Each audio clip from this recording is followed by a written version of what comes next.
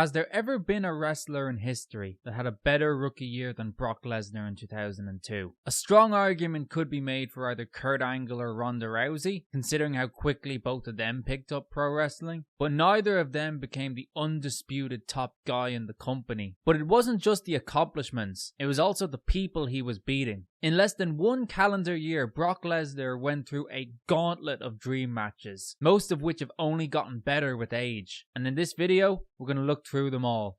The dream matches started for Brock before he even made it to TV. Before his official main roster debut the night after WrestleMania 18, he took on Mr. Perfect Curt Hennig in a dark match. On one level, it's a brilliant clash of generations with two standout amateur wrestlers. But it goes deeper than that, because Lesnar has said over the years how much Curt Hennig meant to him, and he even wrote in his book Death Clutch about how he thinks about Hennig every day. But now on to the matches that are officially part of WWE canon, and where better to start than his pay-per-view debut against Jeff Hardy. The storyline going into this was pretty disgusting, as it involved Paul Heyman stealing Lita's underwear, but the match itself serves as an indicator of where Brock was going to go. It was a totally one-sided annihilation, with Brock crushing Jeff in about 5 minutes after repeated powerbombs. The next night on Raw, he performed a similar destruction on Jeff's brother Matt. But one can only think about how this match would have played out later down the line. When Jeff was much more established as a main eventer, the idea of his daring, high-risk style having a more competitive match against Lesnar could have been a massive pay-per-view draw.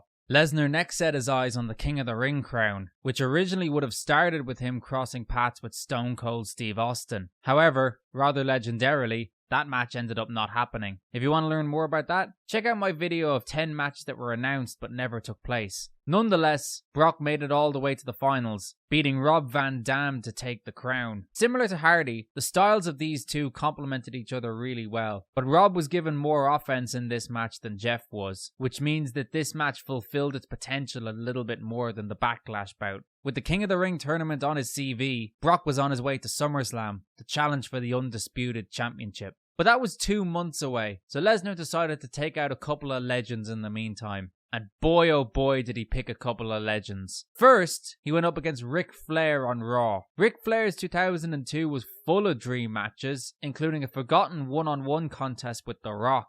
Flair still had a tremendous amount of value in terms of putting over young stars. And despite living up to his moniker, the dirtiest player in the game, he was no match for the brute strength of the next big thing. Considering where both men were in their careers at the time, I think we can consider ourselves lucky that we ever got this match, because I don't think it would have lined up again. And that goes double for the second legendary figure Brock was going to take out, Hollywood Hulk Hogan. Hulk Hogan versus Brock Lesnar sounds like one of those matches you could only come up with in a video game. But on SmackDown on August 8, 2002, it actually happened. Not just that, but there was massive stakes attached to this match as well, with Lesnar's #1 contender spot that he won at King of the Ring on the line. So there was a distinct possibility that we could get Rock Hogan 2 at SummerSlam, a rematch of their epic from WrestleMania 18. Fortunately for Lesnar's upward progression, that didn't happen. Hogan managed to get all his greatest hits in, but other than that, Lesnar won in dominant fashion. Not even with the F5. Instead, he just wrapped Hogan up in a bear hug and squeezed him until the referee stopped the match. Then afterwards, Lesnar cracked him with a steel chair and further stamped his dominance by rubbing Hogan's blood in his chest.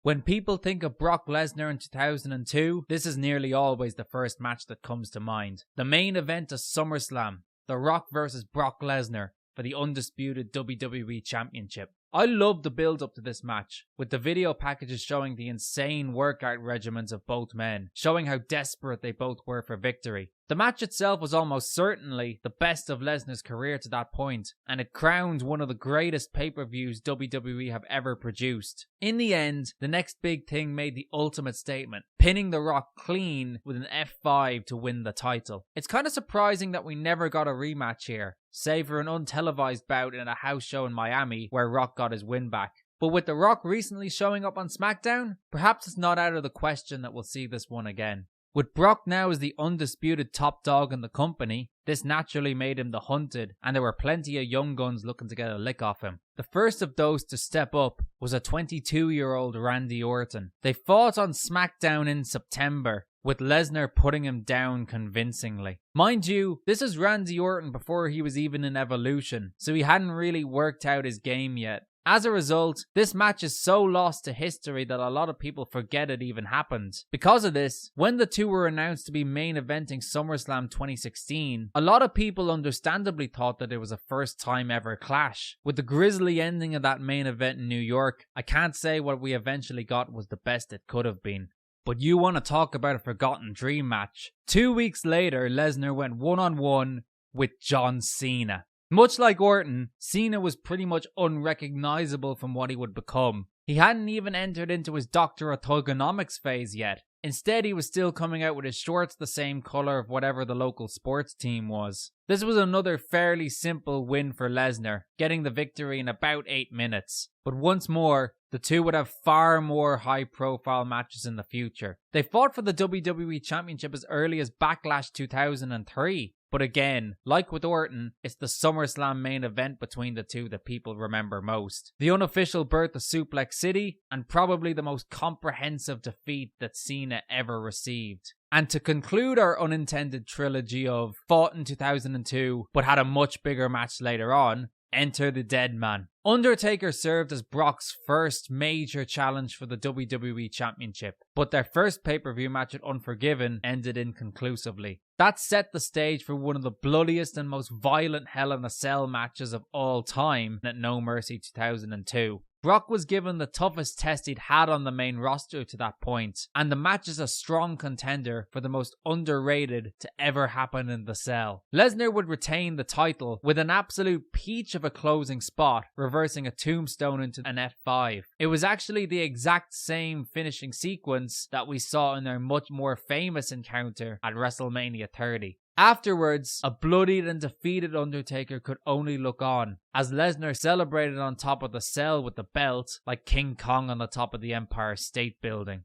For the next bout on our list, we'll have to use our imagination. This is because the only time Brock Lesnar went one-on-one with Edge was at an untelevised house show. Lesnar obviously won this one too, but you can't help but think what this match could have been. The idea of seeing the rated R superstar trying to out-think the muscled up monster is something really compelling to think about. I remember when Edge wrestled The Undertaker in the main event of WrestleMania 24, and the story of that match was Edge continuously finding a way to counter all of Undertaker's moves. I could see a similar story playing out in this type of match, but there was never really a chance where it could happen again. Soon after this, Edge would go down with neck surgery and be out for over a year, and by the time Brock came back, Edge's neck had forced him into retirement. This match could have happened again when Edge made his triumphant return in 2020, but unfortunately, they were always locked into other rivalries. Edge with the likes of Randy Orton, Seth Rollins, and AJ Styles, while Brock was occupied with Roman Reigns and Cody Rhodes.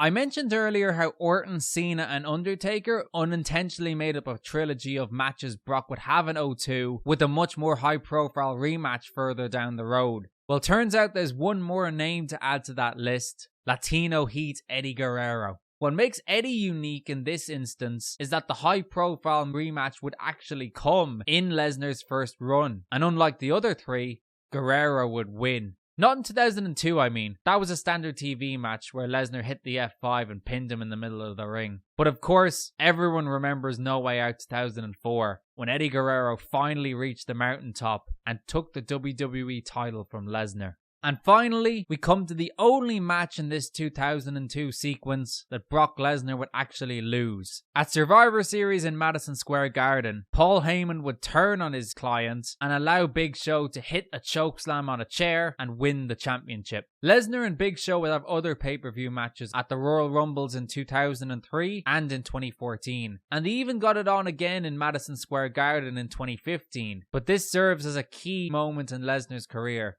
The first time he was defeated. There would be plenty more wild matches for Brock Lesnar in his career. In 2003 alone, he went one-on-one with Kurt Angle, Vince McMahon, and Paul Heyman. Yes, Lesnar versus Heyman is a match that actually happened, and not only that, it happened in a steel cage. But I don't think we will ever see again the sheer amount of dream matches in one calendar year that all involved one man. That's because 2002 was such an interesting time in WWE in terms of their roster. They still had plenty of main eventers from the Attitude Era, as well as mid-carders from that time who were coming into their own and would go on to become legends. Furthermore, you had the Cenas and Ortons of the world, future all-timers who were just starting out. The fact that Lesnar was pushed as heavily as he was, coupled with the range of opponents that he faced, proves to me that Brock Lesnar in 2002 was insane.